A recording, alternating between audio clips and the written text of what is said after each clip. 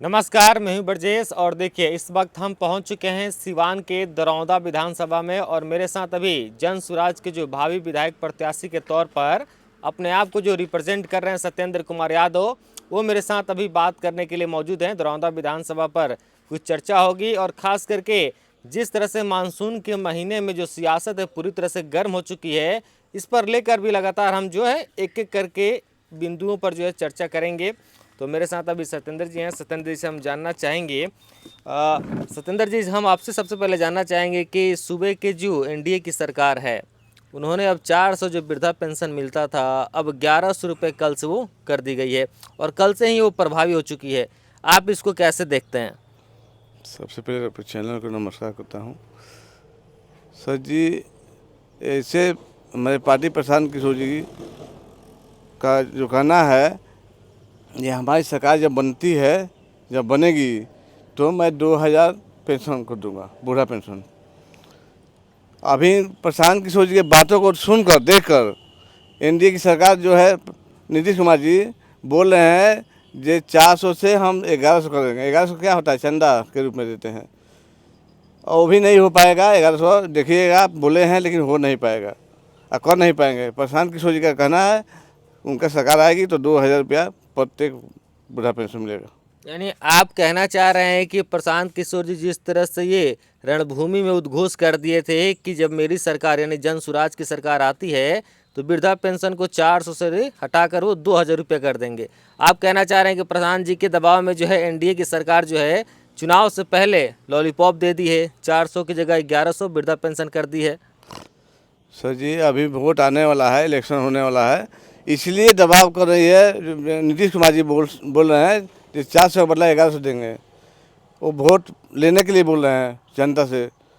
कभी बूढ़ा पेंशन 400 से 1100 रुपया होता है, चंदा के रूप में देंगे। दो सभी झारखंड में देखिए, बगल में झारखंड है आपका, 2000 रुपया शुरू से लागू है। यहाँ पे 400 रुपया भिख मिल रहा है बिहार में। भिख सभी आदमी 400 किसी को मिलता है, किसी को नहीं मिलता है। अच्छा, एक चीज़ हम आपसे जानना चाहेंगे, आपने भी देखा होगा देश के यशस्वी प्रधानमंत्री जी जो हैं नरेंद्र मोदी यहाँ पर आपके सिवान ज़िले में आए हुए थे। सिवान ज़िले के लोगों से जो लोग थे वो काफ़ी उम्मीद लगा कर ये बैठे हुए थे कि सिवान ज़िले को कुछ मिलेगा, लेकिन सिवान ज़िले पर उन्होंने कुछ चर्चा नहीं किया, सिवान ज़िले को कुछ नहीं दिया। इसको लेकर लोगों में काफ़ी नाराज़गी है। आप इसको कैसे देखते हैं? जी, हम भी प्रधानमंत्री आए थे तो हम भी आशा किए थे कुछ सिवान में मिलेगा, लेकिन कुछ मिला नहीं सिवान में। हमको भी तकलीफ है जैसे सिवान में आ करके इतना लाख करोड़ रुपया खर्चा करके 50 करोड़ रुपया कम से कम खर्चा हुआ सिवान में आने के बाद। न कुछ मिला है, न मिलेगा, न कुछ बोले हैं प्रधानमंत्री जी, कुछ बोले भी नहीं है क्या मिलेगा नहीं मिलेगा।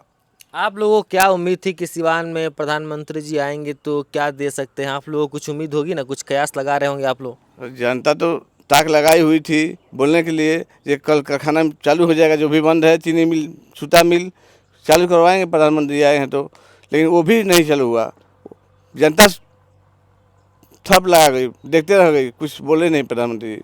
अच्छा, एक चर्चा काफ़ी जोरों शोरों से चल रहा है कि आगामी 29 जून को जो है जन सुराज के सूत्रधार प्रशांत किशोर जो हैं फिर से एक बार दरौंदा में आ रहे हैं।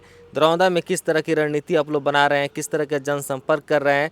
जनसंपर्क जब कर रहे हैं तो किस तरह से जो लोग हैं वो आपको समर्थन दे रहे हैं?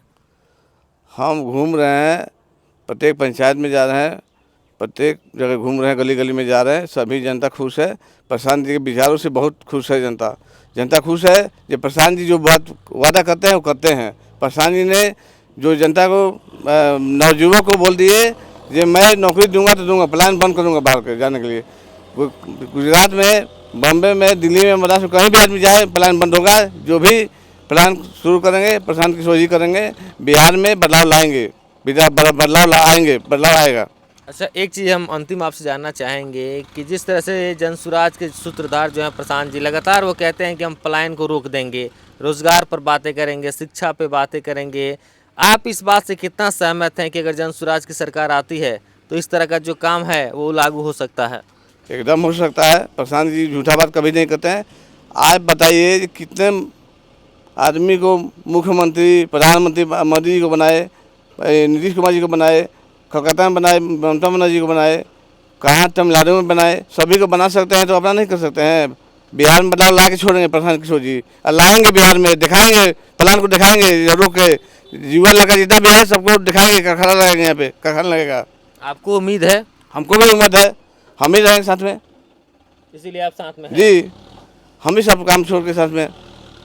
तो देखिए, जन स्वराज के जो भावी विधायक प्रत्याशी हैं सत्येंद्र यादव जी थे, और इनका साफ तौर पे कहना है कि प्रशांत किशोर जी का जो मोटो है उस मोटो से ये सहमत होकर उनका समर्थन कर रहे हैं, और साफ तौर पे कह रहे हैं कि जिस तरह से रोजगार पर, पलायन बंद करने पर, कल कारखानों पर, इन सारे मुद्दों पर जो बातें हो रही है इस पर ये लगातार प्रशांत किशोर जी का समर्थन कर रहे हैं। लेकिन अब आगामी बिहार विधानसभा चुनाव जो है 2025 अब सामने है।